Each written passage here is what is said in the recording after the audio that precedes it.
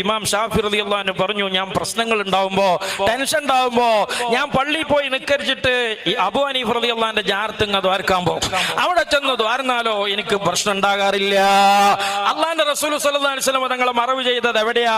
ആയിഷ റളിയല്ലാഹു അൻഹയുടെ വീട്ടിലാണ്. മൗലവി പറയുന്നുണ്ട് ഖബറിന്റെ മുകളിൽ എടുത്ത ബിൽഡിംഗ് ഒക്കെ പൊളിച്ചണെന്ന്. ആയിഷ റളിയല്ലാഹു അൻഹയുടെ വീട്ടിൽ മുത്തുനബിയെ മറവ് ചെയ്തതിന്റെ ശേഷം മുകളിലെ ബിൽഡിംഗ് ഒക്കെ പൊളിച്ചിക്കണോ? വീട് പൊളിച്ചോ? അപ്പോ മാത്രല്ല മുത്തുനബി എന്തേ അവിടെ മറവ്? അപ്പൊ വഹാബികൾ പറയും റസൂൽ നബി എവിടെ മരിച്ചോ അവിടെയാ മറവ് ചെയ്യേണ്ടത്. ഓക്കെ, എന്നാ സിദ്ദീഖ് റളിയല്ലാഹു അൻഹു എവിടെ എങ്ങനെ അവിടെ എത്തി വഹാബികളെ? ഉമർ റളിയല്ലാഹു അൻഹു എങ്ങനെ അവിടെ എത്തി വഹാബികളെ? കാരണം മഹാന്മാര് മറവിട്ട് കിടക്കുന്ന സ്ഥലം ബറക്കത്തുള്ളതാണ്. അവർ ബറക്കത്തുള്ള ഇടങ്ങളിൽ മറവ് ചെയ്യപ്പെട്ടവരാ. അവിടെ ദുആക്ക് ഇജാബത്തുണ്ട്. മറവിട്ടവർ ദൈവങ്ങളല്ല, അവർ അല്ലാഹുവിന്റെ റഹ്മത്ത് ബറക്കത്തുള്ളവരാണ്. അവിടെ അല്ലാഹു ദുആക്ക് ഇജാബത്ത് കൊടുക്കോ.